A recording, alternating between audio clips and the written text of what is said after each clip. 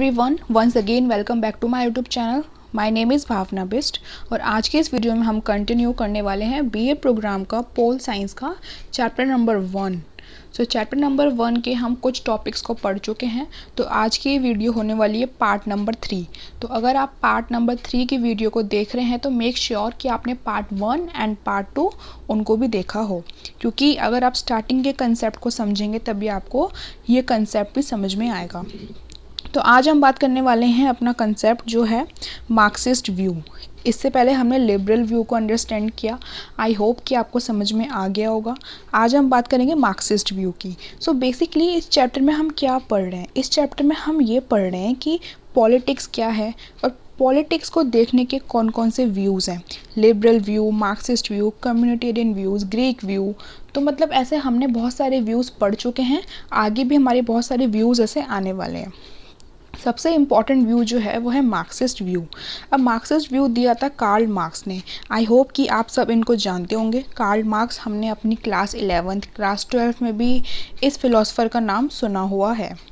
Karl Marx का full name है Karl Heinrich marks, but आप एग्ज़ाम में अगर सिर्फ कार्ल मार्क्स पे लिख के आओगे तब भी चल जाता है, बिकॉज ये कार्ल मार्क्स के नाम से ही ज़्यादा जाने जाते हैं। मैं आपको थोड़ा सा इंट्रोडक्शन दे देती हूँ कार्ल मार्क्स का, आप उसके नोट्स बना लो, क्योंकि अगर आंसर में लिखने के लिए आ गया explain the Marxist view of politics, सबसे पहले आप कार्ल मार्क्स का इंट्रोडक्शन दोगे। आप लिख सकते हो Karl Marx was born on 5th of May 1818। He was a German philosopher, political theorist as well as socialist etcetera.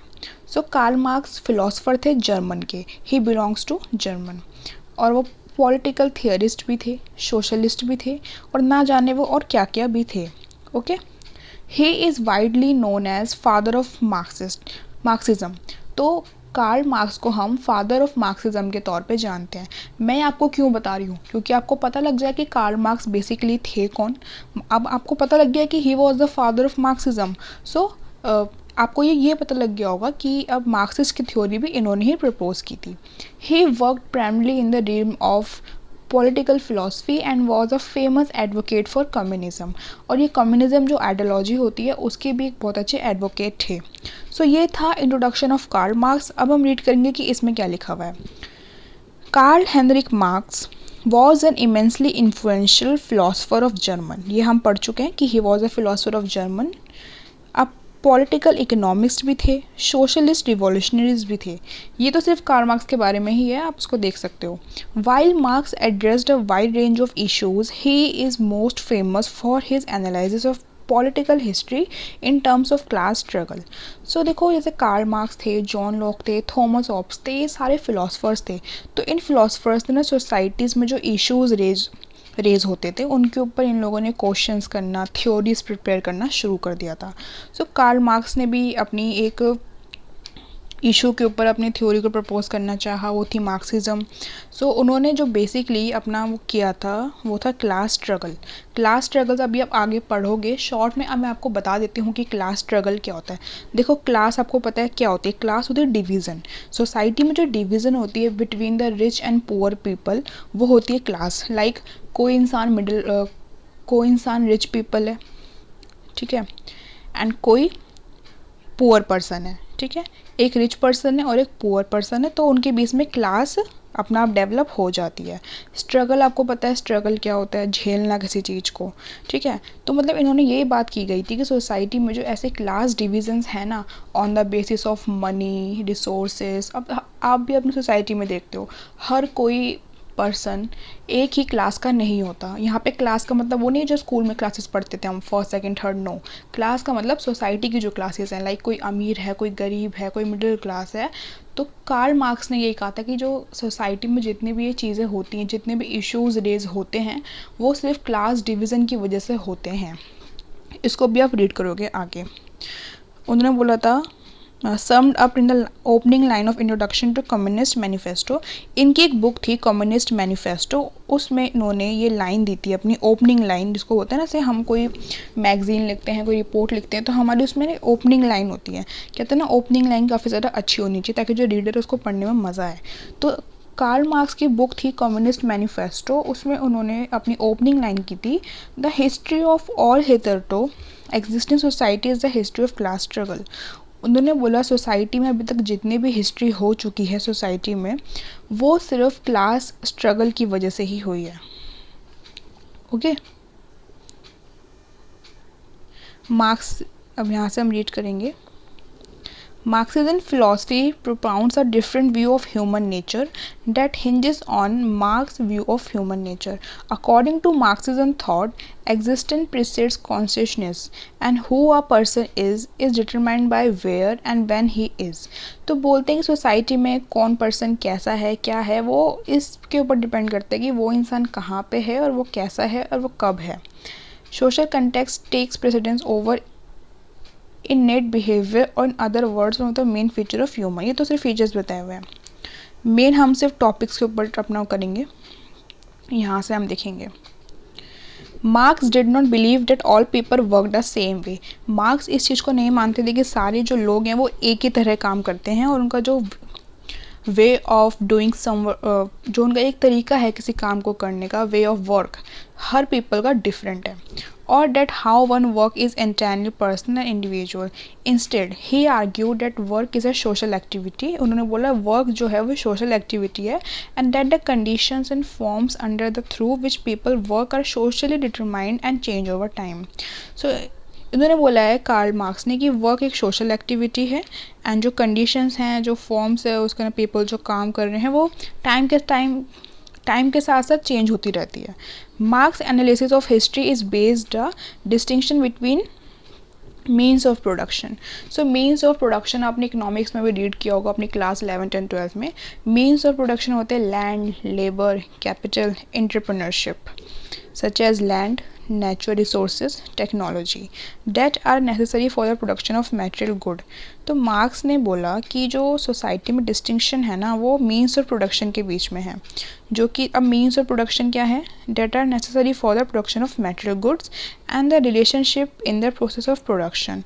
In other words, social and technical relationship people enter into together। these two कौन कौन से means and labour relationship comprise the mode of production. देखो अब काम करना है, उसमें हमको मीन्स ऑफ प्रोडक्शन तो चाहिए।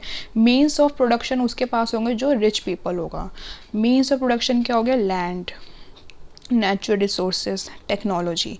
अब ये उसके पास होगा जो रिच पीपल है। अब लेबर जो है, लेबर कौन होगा, जो वर्किंग क्लास होगी। ठीक है, तो यहाँ पे आपको क्लास स्ट्रगल दिख रहा है कि एक है जो रिच पीपल है जिसके पास सारी फैसिलिटीज़ हैं, हैव्स बोल सकते हैं इनको, HAVES, हैव्स मतलब इसके पास है, और हैव्स नॉट यानी कि HAVES, हैव्स NOT, नॉट, जिसके पास कोई भी इस तरह रिसोर्सेज नहीं है, उसको बोलते हैं लेबर क्लास। तो वो होती है मोड ऑफ प्रोडक्शन। ये जो रिच पीपल है ये होते हैं मीन्स ऑफ प्रोडक्शन, और ये होते हैं mode of production. Marks observe that with in any given society the mode of production changes. Marks ने ऑब्जर्व किया कि एक सोसाइटी में मोड ऑफ प्रोडक्शन चेंज होता रहता है। अब जो लेबर है उनको तो हम चेंज करते रहेंगे ना, अगर कोई लेबर सही काम नहीं कर रहा है तो ऑब्वियसली उसको चेंज करेंगे। मार्क्स हाँ, ये हो गया। And the European society had progressed from a feudal mode of production to capitalist mode of production. आपको पता है फ्यूडल सोसाइटी क्या होती है, जहाँ पे स्लेव्स होते थे, लॉर्ड होते थे। लॉर्ड होते थे मालिक, और जो होते थे मालिक वो स्लेव्स, जो उनके नौकर होते थे, दास होते थे, उनसे वो काम करवाते थे, उनको बोलते थे हम फ्यूडल सिस्टम। तो इन्होंने, कार्ल मार्क्स ने ये ऑब्जर्व किया कि यूरोप की जो सोसाइटीज़ हैं, जो वेस्टर्न हमारी कंट्रीज़ हैं, वहाँ पे फ्यूडल जो मोड था, यानी कि जहाँ पे स्लेव्स और लॉर्ड का जो था, वो उसको अब रिमूव कर दिया है। ठीक है, और उसको चेंज कर दिया है कैपिटलिस्ट मोड में। In general Marx believe that the means of production change more rapidly than the relationship of production. ठीक है, अब इन्होंने बोला है कि जो मीन्स ऑफ प्रोडक्शन है ना, वो चेंज होते हैं ज़्यादा रिलेशन ऑफ प्रोडक्शन से। एग्जांपल समझेंगे, we develop a new technology. हमने एक टेक्नोलॉजी को डेवलप किया, सच एज द इंटरनेट। हमने कोई इंटरनेट को डेवलप किया है, and only later do we develop laws to regulate that technology. फिर उसके बाद वेट एक सेकेंड। सो मार्क्स ने बोला कि हमने एक टेक्नोलॉजी को डेवलप किया, फॉर एग्ज़ाम्पल इंटरनेट। फिर बाद में हम उसको डेवलप करने के बाद हम उसके लिए लॉज को डेवलप कर रहे हैं, उसके लिए रूल्स एंड रेगुलेशन को डेवलप कर रहे हैं उस टेक्नोलॉजी को अच्छे से रन करने के लिए। ठीक है, तो यहाँ पे अभी आपको ये समझना है कि जो कार्ल मार्क्स हैं वो क्लास स्ट्रगल की बात कर रहे हैं कि सोसाइटी में जो ये रिच और पुअर के बीच का जो गैप है ना, जो डिवीज़न है ना, यही हमारी सोसाइटी को बिगाड़ रहा है। अब हम यहाँ से देखेंगे, Marx argued that a capitalist system of production leads to alienation of human work and gradually results in commodification of labor. Marks ने बोला कि जो कैपिटलिस्ट सिस्टम है, कैपिटलिस्ट सिस्टम में देखो यही होता है, हर चीज़ प्राइवेटाइज्ड हो जाती है एंड जो ओनर होते हैं वो अपने वर्कर्स से काम करवाते हैं और जो अपने वर्कर्स से काम करवाते हैं उनको वो वेजेस भी काफ़ी ज़्यादा कम देते हैं। प्रॉफिट जो है वो कैपिटलिस्ट जो ओनर होता है उसको ज़्यादा होता है। This he argued is the defining feature of capitalism. इन्होंने इसको कैपिटलिज्म का फीचर बताया है। Prior to capitalism markets existed in Europe. Capitalism से पहले भी मार्केट्स सोसाइटी में एग्जिस्ट करती थी, where producers and merchants bought and sold commodities. Marx ने बोला है कि कैपिटलिज्म आने से पहले भी यूरोप में सोसाइटीज़ मार्केट्स एग्जिस्ट करती थी जहाँ पर प्रोड्यूसर्स एंड मर्चेंट्स बेचते थे, खरीदते थे अपनी कमोडिटीज़ को। But according two marks a capitalist mode of production develop in Europe when labour itself become a commodity. Marks बोलते हैं कि लेकिन जो कैपिटलिस्ट मोड ऑफ प्रोडक्शन है वो यूरोप में डेवलप हुआ जब लेबर जो है वो खुद कमोडिटी बन गया है। देखो जो लेबर होते हैं, अब आप मानो आपको अपना कोई कंस्ट्रक्शन करवाना है, लेबर को भी तो हम हायर करते हैं ना, हम जाते हैं उनको ढूंढने के लिए, तो उसको एक कमोडिटी की तरह वो ट्रीट कर रहे हैं, क्योंकि अगर हम उसको अपने पास हायर करेंगे तभी उनको अपना वेजेस मिल पाएगी ना। When peasants became free to sell their own labor power and needed to do so because they no longer possessed their own land. People sell their labor power when they accept compensation in return for whatever work they do in a given period of time. तो यहाँ पे ये बताया गया है कि जो labour है वो काम करते हैं, उनको पैसे मिलते हैं, उनका अपना कुछ नहीं होता है, लाइक अपना कोई लैंड नहीं है इसको बेच सकें, ऐसा कुछ नहीं है, वो दूसरों के लैंड पे आके काम करते हैं। In return for selling their labour power they receive money. अब कोई लेबर है वो आपको अपनी लेबर पावर दे रहा है, वो आपका जो घर है, आपको जो भी है उसको वो कंस्ट्रक्ट कर रहा है, वो अपनी लेबर पावर को सेल ही तो कर रहा है आपको, उसके बदले उसको मनी मिल रहा है which allows them to survive. और मनी मिल रहा है, मनी से वो फूड खाएगा, अपनी बेसिक नेसेसिटीज़ को फुलफ़िल करेगा, तो वही उसको सर्वाइव करने में हेल्प कर रही है। Those who must sell their labour power to survive he called proletarian. अब यहाँ पे 2 टर्म्स आएगी, one is bourgeoisie and second one is proletarian. So अभी यहाँ पे सिर्फ प्लोरिटेरियन ही आई है। सो जो प्लोरिटेरियन होते हैं ना, स्पेलिंग आप देख लो, प्लोरिटेरियन वो लोग होते हैं जो लेबर क्लास होती है। ओके, लेबर क्लास बोल लो, लोअर क्लास बोल लो। और बुर्जुआस होते हैं कैपिटलिस्ट, अपर क्लास। अभी आपको मैं आगे बताऊंगी, अभी आप सिर्फ प्लोरिटेरियंस में ध्यान दो। सो प्लोरिटेरियन वर्ड जहाँ पे भी आ जाए उसका मतलब है लेबर क्लास। ठीक है, मैं आपको लिख के दिखाती हूँ, लेबर क्लास भी बोल सकते हैं इसको। ठीक है, इसको हम ना एक वर्ड और यूज़ करते हैं, क्योंकि जैसे आप पोल साइंस के स्टूडेंट हो तो आपको ना कुछ हाई फाई टर्म्स भी लिखनी पड़ेगी, नॉट डेट हाई फाइज, जो मतलब यूज़ हुई है, हैव्स नॉट, जिनके पास नहीं है वो क्या है, प्लोरिटेरियन है, लेबर क्लास है। ओके, अब हम आगे रीड करेंगे। अब यहाँ पे आ जाएगा बुर्जुआज। बुर्जुआज होते हैं कैपिटलिस्ट। ठीक है, और ये कैपिटलिस्ट है तो ये अपर क्लास है, तो ये क्या हो गए, हैव्स। वो क्या आते हैं, हैव्स नॉट, ये क्या है, हैव्स, यानी कि जिनके पास है। ओके, सो नाउ अभी तक आपको समझना है capitalist and bourgeoisie. I hope आपको समझ में आ रहा होगा। प्लीज़ वीडियो को लाइक करें। Marx distinguished industrial capitalist from merchant capitalist. Marx ने इंडस्ट्रियल कैपिटलिस्ट को डिस्टिंग्विश कर दिया मर्चेंट कैपिटलिस्ट से। Merchants buy goods in one market. Merchants जो होते हैं, जो बेचने वाले होते हैं, वो अपना एक सामान खरीदते हैं किसी एक मार्केट से और दूसरी मार्केट में जाके उसको सेल कर देते हैं। Since the law of supply and demand operate within markets, there is often a difference between the price of the commodity in one market and another market. जब से ये law of supply and demand का जो आया है, तो इससे ना मार्केट्स में जो है वो प्राइस के फ्लक्चुएट करते हैं, बहुत ज़्यादा डिफरेंस हो जाता है। अगर एक मार्केट में आपको कोई चीज़ 100 रुपीज़ की मिल रही है, सो दूसरी में वही चीज़ आपको कहीं पर 200 की भी मिलती है। This is due to law of supply and demand, ठीक है। क्योंकि आपको पता है जब डिमांड किसी चीज़ की ज़्यादा होती है और सप्लाई मानो कम है, तो उस चीज़ के रेट इंक्रीज़ हो जाते हैं। Merchants then practice arbitrage and hope to capture the difference between these two markets by buying in the markets where prices are lower and then selling it in the markets prices are higher। तो merchants भी यही करेंगे कि मतलब सामान जो है वो लोअर प्राइस पे खरीदेंगे, फिर महंगे पे जाके बेचेंगे अगर प्रॉफिट कमाना है तो। Marx explain industrial capitalist on the other hand take advantages of the difference. Marx ने बोला कि जो इंडस्ट्रियल कैपिटलिस्ट हैं वो इस चीज़ का एडवांटेजेस लेते हैं, labour wage and market price for whatever community is produce by them. Labour को वो कम पैसा देंगे, उनकी वेज जो है उसको कट कर लेंगे। Marx observe that in a viable industry input unit cost are lower than output unit cost. तो इन्होंने बोला है कि जो इनपुट यूनिट कॉस्ट है, मतलब जैसे कोई मानो कि कोई सामान, कोई गुड है वो एक फैक्ट्री में प्रोड्यूस हो रहा है, तो उसकी जो इनपुट कॉस्ट है, यानी कि जो उसको प्रोडक्शन करने में कॉस्ट लगी है, अब प्रोडक्शन करने में कॉस्ट वो भी काउंट होगी जो अपने लेबर को पैसा दे रहा है, तो वो कम होती है और आउटपुट में वो उसको ज़्यादा में बेच देता है, क्योंकि प्रॉफिट मिलेगा तो प्रॉफिट तो उसी का होगा ना। इनपुट में वो कम पैसा लगा रहा है और आउटपुट में वो ज़्यादा पैसा कमा रहा है। Marks call this difference surplus value. Marks ने इस डिफरेंस को क्या बोला? Surplus value.